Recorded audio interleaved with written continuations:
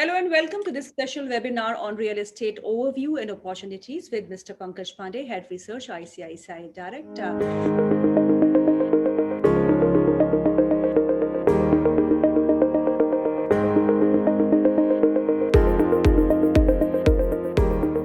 Welcome, Pankaj. Hi, good afternoon, Gitu. Very good afternoon. Pankaj, what's your view on the real estate sector in the present scenario? Do you see some scope emerging in the real estate sector?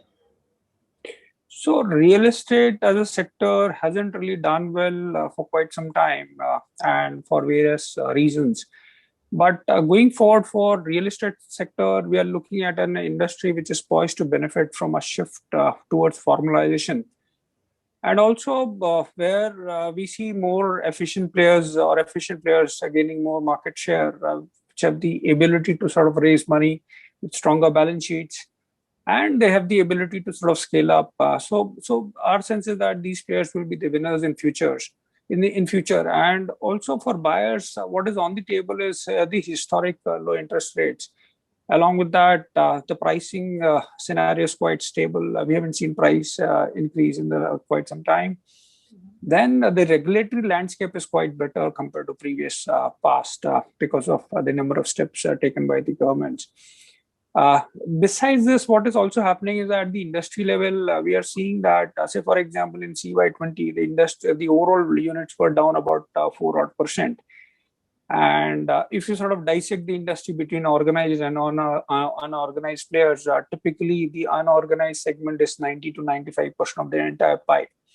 But I think what is interesting, which is sort of shaping out in real estate, is that in the last, 3-4 years, post RERA and other measures coming up, we've seen the organized players have nearly tripled their market share. So if I look at the top 10 listed developers, so they have increased their market share from 6% in FY17 to nearly 19% in this or the last financial year. So there is a formalization of this sector which is sort of happening, and so there are a number of reasons why it has sort of happened. One, demand is moving to more bigger players who are sort of more organized, given the fact that we have seen less of accidents from them because their balance sheets have been pretty good. And I think a lot of smaller developers got impacted post ILFS crisis because the funding for them sort of dried up. The other thing is for a lot of these smaller players, the cost of funds is quite high. So for them, the cost of funds is in the range of 12 to 14%. Whereas for a bigger developer, it is in high single digits. So obviously there is a arbitrage available to big developers. I think what we are also seeing on the ground is that the landowners are more comfortable dealing with well-funded bigger players or formal players, and which is where I think this entire shift is happening. So our sense is that over the next few years, you're going to see more formalization of this particular sector with better output for all stakeholders, and which is why our sense is that this sector is going to do well in the next 3 to 5 years. What is your suggestion for the first-time home buyers? Is this the right time to really start looking out and buy a property? So one of the biggest factors which is which drives the residential demand is obviously mortgage rates. And we know that over a period of time, the interest rates or the mortgage rates have come down. So it used to be about 11% odd, but to 7%. In fact, now it's even lower than that. The other thing is that the EMI to income ratio has also sort of come down. So in the last decade, this has sort of come down by 1/3. So obviously the affordability has gone up in the last, because the prices haven't really moved up and there has been an incremental improvement in the earnings of individuals. The other thing is, like I said, the prices have been stable for quite some time, despite the input prices, which have sort of gone up, and eventually this will sort of get passed on. So our sense is that for first-time buyers, this is sort of a perfect time to sort of buy a residential property for their own usage, given the factors which I just mentioned. If we talk about the pricing scenario, Pankaj, looking into last 4 to 5 years, the inventory levels were quite high, but the prices never came down. So, what is that you foresee for the price as far as the prices are concerned in next coming 4 to 5 years? Do you expect the prices to now go really up from the current levels? So basically, for prices, there are two broad drivers. One is obviously the demand. What we are seeing is for listed developers, the demand has been pretty good, and so they have yet not sort of scaled up, or they're still not sort of firing all these cylinders as yet. But whatever we have seen till mid of April, this trend was pretty good. Mhm. So obviously the bigger developers they are seeing good a chunk of demand sort of coming to them. I think the other thing is on the supply side. I mean, whatever input prices we look at, whether it is steel, cement, and I think it is a matter of time before price hikes happen, because every industry passes on the price hike somewhere down the line, with some less efficiency, or some sort of do it with a more higher or a bigger efficiency. So that's a sort of a matter of time, and I think as the demand sort of keeps or demand remains robust, and supply obviously is not going to sort of match up the same pace, given the fact that there is a formalization of the sector which is happening. So our sense is that over the next 3 to 5 years, we would expect the prices to move up, unless we see a substantial correction in demand, or the commodity prices sort of taking a big knock. We don't really see that happening, and which is why over the next 3 to 5 years, we would expect real estate prices to move up. Real estate as an investment, do you think one should really get into real estate as an investment, not for personal use or as first home to stay there, but as an investment? Is it the right time to really get into some good buys with good builders? So, when you talk of real estate as an investment, then I think the question is actually a lot more bigger, because then you are sort of real estate is not asset class in itself. Then you are sort of competing with other asset classes. So obviously you have an option of direct equity, direct debt, or participating indirectly in both equity and debt through mutual funds.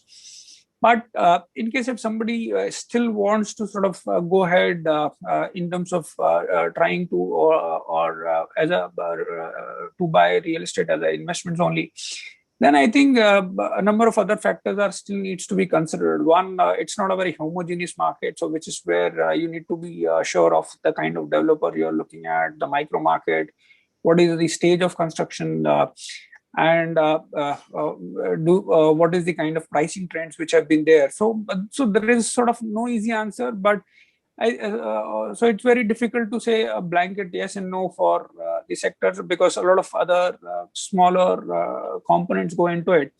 But having said that, I think if somebody is looking with a time horizon of 5 year plus, then I think with the decent formalization, if somebody is looking for an investment property with a bigger developer, I think that makes sense. Whether it will be able to outperform other asset classes, like I said, it's a very difficult thing to sort of say. My sense is that equities are one of the most efficient classes. What is your view on the commercial estate space? How does it look like? So commercial has been sort of facing challenging times. I mean, post COVID, especially last 1.5 years.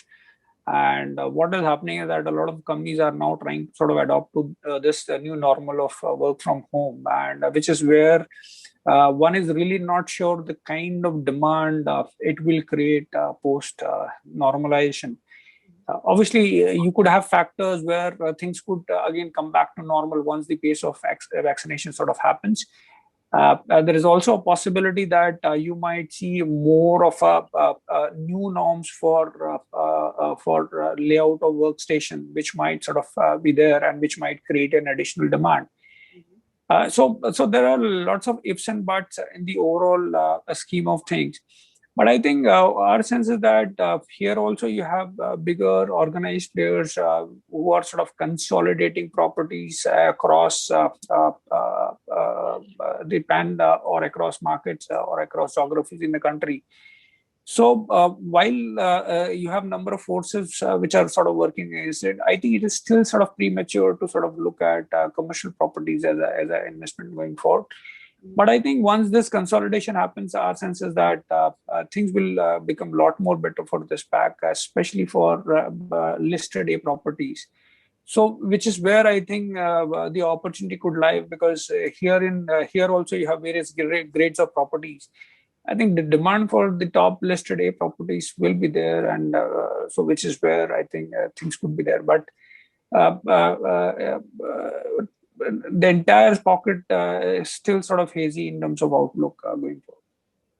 With online business picking up, Pankaj, do you feel it's makes sense to really invest into commercial estate, real estate property?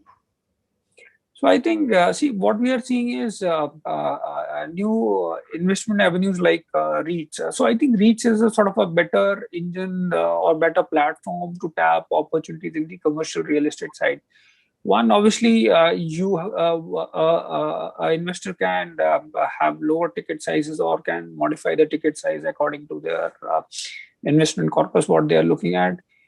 Then you also get to share the benefits in case if there is a rent depreciation or rent escalation clauses. If they get triggered, then obviously there is a capital gains potential which happens, and then also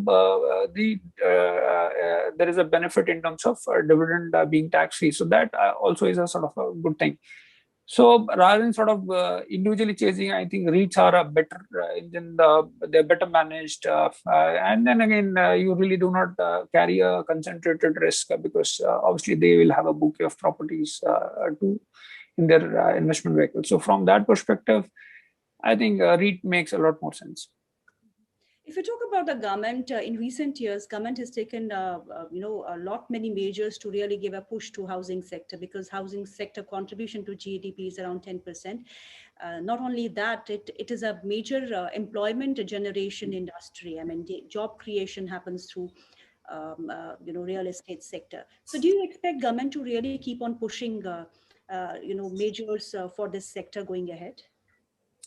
Absolutely. I think so. Real estate, like you said, is one of the or the second biggest employer after agriculture in the country. And so whether it is a central government or whether it is a state government, obviously, our sense is the push from the government or the encouragement from the government will continue. Because every government, obviously, employment generation is one of the core agendas. Now, we've seen government making efforts to sort of speed up the formalization process. So whether introduction of RERA or giving a infrastructure status to affordable housing, I think all these are steps in that direction. We've also seen that during bad times, we've seen state governments of, say, for example, Maharashtra and Karnataka giving benefits on the stamp duty. So that way, I think we are seeing a decent amount of push from the government also. And I think as and when you see more of listed players tapping money and more formalization happens, I think the overall ecosystem of this sector will keep getting better. So, which is why for the next 3 to 5 years, I think this is one sector which can do substantially well, given the fact that we haven't seen much of a price performance or much of a improvement in the ecosystem in the past few years. One, obviously, COVID also had an impact, and prior to that, a good amount of regulation had a fair share of impact. Along with that, we had crises like ILFS, which again sort of is leading to more formalization. But all in all, there are better days ahead for real estate as a sector. Thank you, Pankaj, for your time. It was a pleasure speaking with you. A good overview on the real estate sector. Thank you so much.